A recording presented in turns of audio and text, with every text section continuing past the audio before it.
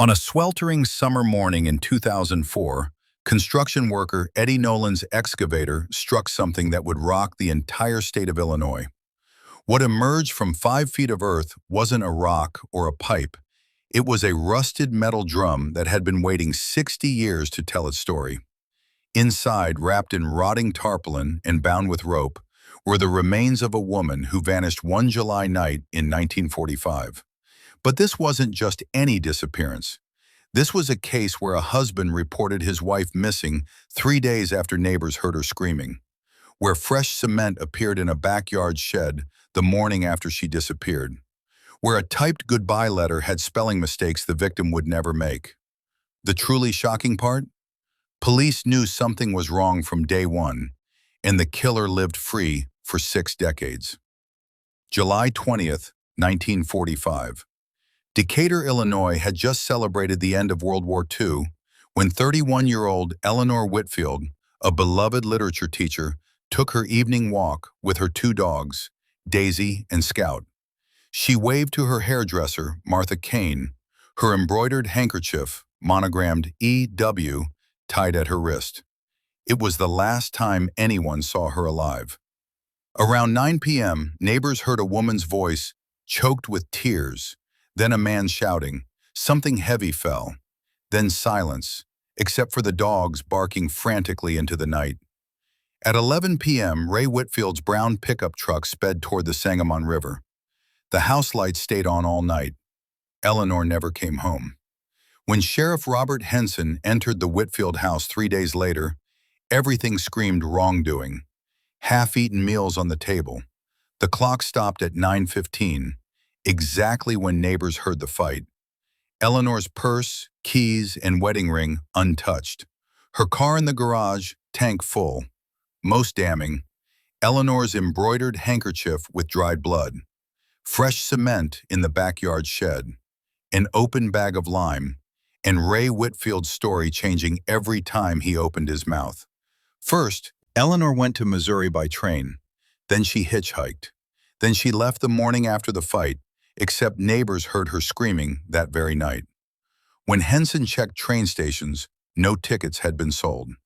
When he examined Ray's hands, they were covered in lime powder and fresh scratches.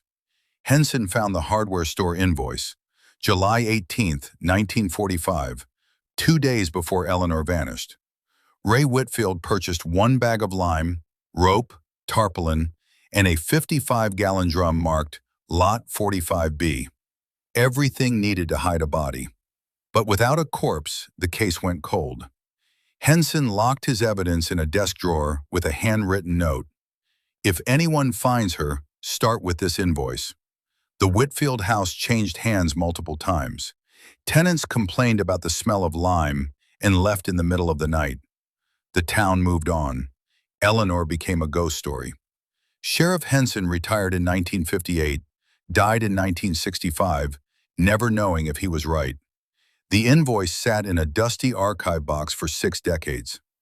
Allison Henson grew up hearing about the case that haunted Grandpa. In 2004, now a cold case detective, she opened case number 1945-217 and found her grandfather's note about the invoice. Weeks later, Eddie Nolan's excavator hit that drum. When forensics opened it, they found bone fragments, a rusted hairpin, and a human tooth. The drum's label read, Mac Hardware, Lot 45B, the exact same lot number from the 1945 invoice. The rope, tarpaulin, and lime all matched Ray Whitfield's purchase. Carbon dating confirmed burial in July 1945. Dental records matched Eleanor Whitfield perfectly. The skulls showed blunt force trauma. But Allison found something even more damning. A typewriter at Ray's grandson's house. A Remington Portable No. 5 with misaligned E and R keys. The exact mechanical flaw in the goodbye letter Eleanor supposedly wrote to her book club. Ray Whitfield had typed it himself. On August 15, 2005, police arrested Raymond Whitfield at a veterans nursing home. He was 98 years old. When they read him his rights, he said only, "It's time." In interrogation, his confession was chillingly matter-of-fact. We argued. She said she'd leave. I grabbed her arm. She fell and hit her head. I thought she'd fainted, but she was getting cold. I didn't know what to do. So he wrapped his wife's body in the tarpaulin he'd bought 2 days earlier, doused her in lime, sealed her in the drum, buried her behind the shed, poured cement over the grave, then typed a fake letter saying she needed a few weeks' rest. He led police to the exact burial spot, 5 feet deep, drum horizontal, second maple tree from the fence. They found her there, right where he'd left her 60 years ago. In March 2006, a jury deliberated just 4 hours. Guilty of first-degree murder. Ray Whitfield showed no emotion, just closed his eyes and smiled faintly. Before sentencing, he told Allison, "Your grandfather looked at me the same way. He knew. The truth always comes back." Now that you know this horrifying 60-year journey, the murder, the cover-up, the generations-long investigation, here's what matters most. This case was solved by an invoice, a single piece of paper preserved in a drawer that proved a man bought burial supplies 2 days before his wife disappeared. That invoice, plus a granddaughter who refused to let her grandfather's work die, brought Eleanor Whitfield home. In our true crime work, we often chase the dramatic, the manhunt, the confession, the courtroom breakdown. But the Whitfield case teaches something deeper. Justice doesn't need drama. It needs documentation, patience, and people who refuse to forget. Today, Eleanor Whitfield rests in Greenwood Cemetery under a stone that reads, "At rest after 60 years of waiting."